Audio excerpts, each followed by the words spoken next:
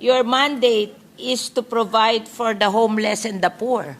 Eh bakit mo po persay mag-condominium yung homeless and poor if they cannot afford it? Oh. Oh. Yes, so, Mr. yung option na yun should not be removed from them kasi gagawin nila, tatanggalin nila yung mga homeless and poor, tapos tatayuan nila ng condominium, tapos hindi naman magkukwalify yung homeless and poor to buy the condo, where will they go? Why are you prioritizing the 3.2 million condominium for the middle class when your mandate is to help the poor and the homeless? Dapat yun ang first priority.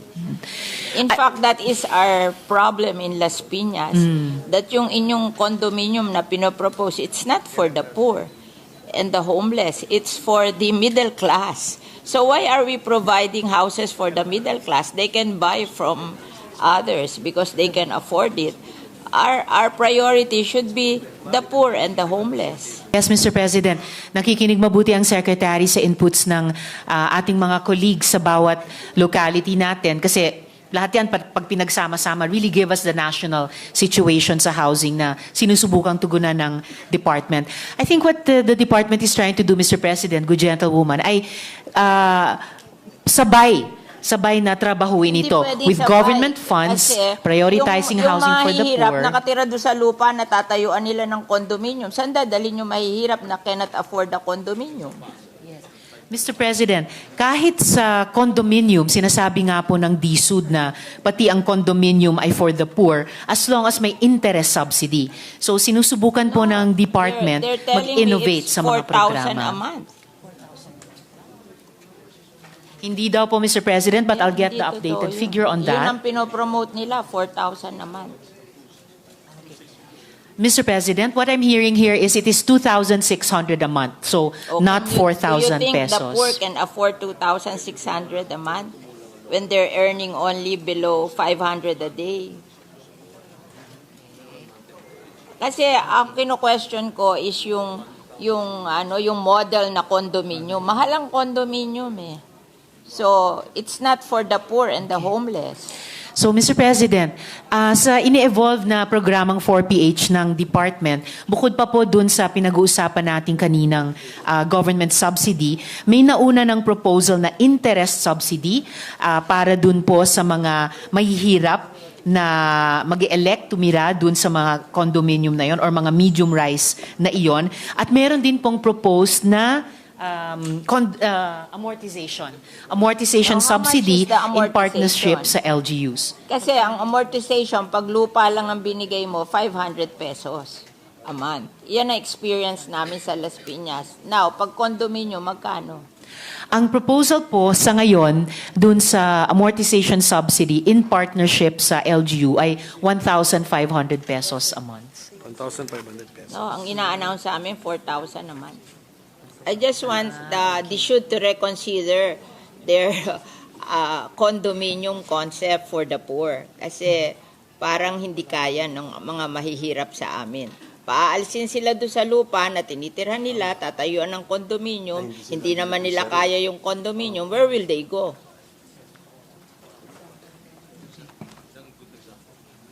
Tama. Hindi sila beneficiary. That is what will happen. Oh.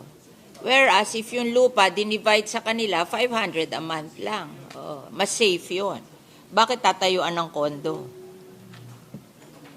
Mr. President, ang sinasabi po ng Secretary ay kahit dun sa mga lupa na sa ngayon tinitirhan ng mga informal settlers, kung dun din magtatayo ng mga halimbawa medium-rise condominium, sila rin mismo ang titira doon. So it's Hindi in nga nila obedience pa rin. ma-afford eh. That's where this comes in, Mr. President. Hindi nila ma-afford eh. Yun That's yung, the problem. Yun po. Why will you insist on building them condominiums when you can distribute the land to them 500 a month lang? Ang babayaran nila. Why will you insist on building condominium? Dahil kikita ka doon sa contractor ng condominium na may porsyento ka doon, kaya pinag-i-insist mo yung condominium. O Actually, bakit nyo ini-insist ang condominium? Payag naman yung mahihirap na i-distribute na lang yung land sa kanila and that's 500 a month. Mr. President, kung naalala po ng good gentlewoman, last year, sinimulan na nating i-advocate dito sa floor na to at nagbukas ang DSUD doon na yung dinedevelop nila noong 4PH program, wala pa po yung usapin ng government guarantee, ay maging bukas na i-implement in tandem sa mga proven na programa na They go sinusuportahan coming natin back to tulad us ng and they're CMP. promoting that, and I don't think that's practical. That That's is why I'm questioning you para mag-isip kayo uli kung tama yung ginagawa nyo, kasi nakalagay sa mandate nyo to help the poor and the homeless. But the poor and the homeless cannot afford the condominium. Why not distribute the land under the community mortgage program na 500 a month lang ang ano nila? But ayaw nyo nun. Katulad namin, nitong inyong NHA, ay some of the people na homeless sa amin along the River Drive na hindi naman pwedeng ibigay sa kanila yung easement ng ilog. They are being relocated to Naik. Ang ano doon, no down payment, 700 ang hulog, townhouse. O, mas better pa yon kesa magtayo ka ng condominium sa Las Piñas tapos hindi naman ma-afford ng mga tao. Saan mo dadalhin yung mga tao? O, paaalisin nyo doon sa lupa, tatayuan nyo ng kondo. Saan nyo dadalhin yung hindi kayang magbayad sa kondo? O, di homeless na naman yon. Hindi ba unfair sa kanila? Pinaalis mo doon sa lupa na tinatayuan nila, tatayuan mo ng kondo, tapos ibibigay mo sa middle class, tapos yung mga mahihirap, wala na naman bahay. You have to reconsider what you're doing. I think it's wrong. Yes, Mr. President. I think sa tulong ng Senado, dito sa mga budget plenaries natin, naisusulong natin yon. Hindi lang yung reconsideration, pero yung redesigning din mismo ng 4PH program. I think we have done the community mortgage program in Yes. Las Piñas for, I think, 30 years. And it's very successful. We just give them the land. They don't want the condominium. They just want to have a land to build their houses on. And if they cannot build nice houses today, they'll just try to earn so that in the future they can build houses in the land. But what they want is the land. That they will not be, hindi sila magigibado sa land where they are staying now. And they're willing to pay for the land. Why don't we do that? Why do we have to build condominiums on their lands which they cannot afford? Yes, Mr. President. If I may, I think napakalawak ng suporta nating mga senador sa CMP, for example. And dahil paulit-ulit natin ini-impress yun sa DSUD, kaya rin makikita po natin historically, sa budget na nire-request nila sa GAA, ang lakas po ng hinihinging suporta para sana halimbawa sa CMP. Pero kakaunti lang po ang actually na naibibigay mula sa DBM hanggang sa final na GAA. Halimbawa po mula 2016, nag-propose ng funding ng, this is 1 billion, right? 1 billion pesos hanggang sa 2024, hiniling ang 13 billion pesos, pero ang naibibigay lang halimbawa o naibigay pala nitong 2024 GAA ay 126 million. But you, Yes, you so will over- have money to so- build condominium. Sorry, what? No. What I'm trying to say, Mr. President, is nagsisimula po tayo dito sa Senado ng paniniwala sa CMP, paniniwala sa GLAD program. Kaya nga't nung unang pinresenta sa atin ng DSUD yung 4PH, itong dalawang programa ang katulad ng ibinangga natin sa 4PH, precisely to say what the good gentlewoman is saying, na hindi pwedeng i-abandona natin yung mga proven successful programs tulad ng CMP para sa isang totally new program. Kailangan yung mga proven, tried and tested components tulad ng CMP, i-sustain natin, and then Yeah, but- you can see if new ideas like the 4PH at ngayon may kasamang government guarantee ay pwedeng sama-sama tugunan yung ating housing needs. Ganon din po ang nagiging karanasan But historically. if we have land there, Ano po? and they can buy the land and distribute it to the poor, why will we have to build condominium which they cannot afford? Just Opo. give them the land.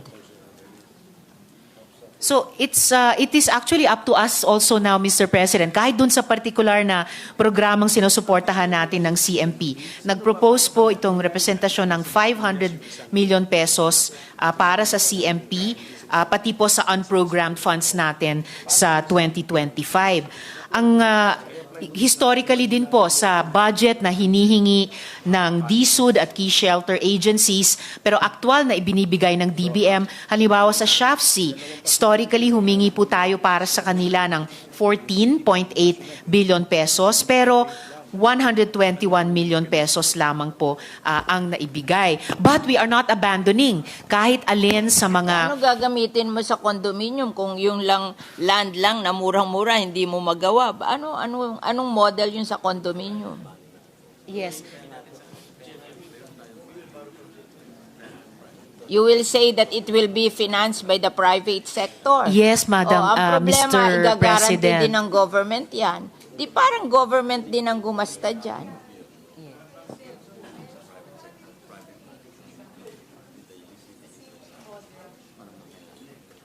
Kasi kami, in Las Piñas, we're very successful sa CMP program. The poor can afford that. Why are we abandoning it at gusto natin tayuan ng condominium when it's more affordable for the poor? Mr. President, if I may make a few more points of record para lang makompleto din itong discussion namin ng good gentlewoman. Ang priority po ng DSUD kasi hindi yung lupa lang. Gusto ng Secretary ay pag bumili ng lupa, magtatayo din po ng bahay in various forms. Yung forms na gusto natin sa CMP, sa GLAD program ng SHAFC, and ang tinetest natin ay kung pwedeng i-complement yan nitong 4PH na may government Okay lang yung guarantee. condominium kung kanila. Kaso kukunin nila yung lupa ng mga informal settler. Tatayuan nila ng condominium. Where will the informal settler go? Pero And they that- cannot afford the condominium. Paaalisin nila doon. Saan nila Hindi dadalhin? po. Hindi po pa. Paaalisin eh. Ganun na ang pinopromote sa amin eh. This is on the ground. Kaya ako nagsasalita, I'm hearing it in the ground. Na paaalisin sila dahil pinangangakuan sila ng condominium. Tapos tinanong ko, how will you pay for the condominium? Ang sabi nyo, mag-uutang sa pag-ibig. Pag hindi sila napasa sa pag-ibig, hindi sila pwedeng bumili ng condominium. O where will they go? Mr. Secretary, may problema po tayo sa Las Piñas kasi what I'm trying to show here is pag kinumbine po natin yung mga tried and tested na housing programs natin tulad ng CMP, tulad ng GLAD, plus itong 4PH na isinusulong natin with government guarantee, masasagot yung housing backlog natin, pati sa mahihirap, pati particular sa Las Piñas. So, The paano po condominium natin will not solve the tutugunan problem yung of the problema? poor. They cannot afford the condominium. I'm telling you. Kasi I know how to build condominium, so I know that they cannot afford that. Ang ayoko lang naman, mawalan sila ng opportunity to have land. O kung hindi nila kaya ang condominium, give them the opportunity to own the land and let them build houses in the future. Yes, Mr. President. I appreciate po na magkakaiba ang Hindi tayo specific magkakaiba. situations on the ground. Siguro, Because hindi tayo nagkakaiba. Siguro, ang difference lang natin, nakita ko na yan sa Las Piñas. Yes, And Mr. I know what happened. Yes, so Mr. I'm sharing you. Maybe si Secretary, sanay siya sa private. Ay ako, sanay ako sa, tanungin mo ang iyong NHA, ako ang nagre-relocate linggo-linggo sa kanya. Dinadala ko sa NAIC kasi doon sa NAIC, walang down payment, 700 ang hulog. Tingin ko, kayang-kaya yun ang mahihirap. Bakit ayaw gumawa ng programang gano'n na kaya ng mahirap? Bakit pipilitin ng mahihirap mag-condominium which they cannot afford? Yun lang ang question ko. I just from want Las Piñas. to tell the should Yes. that they should give the option to the people what they want. If they want condominium or if they want the land. Parehong advocacy natin dyan, good gentlewoman, Wag kahit nilang bilang puwersa sponsor yung sa DSUD. mag-condominium kung hindi kaya. Yes, They Mr. be President. given the option to buy the land.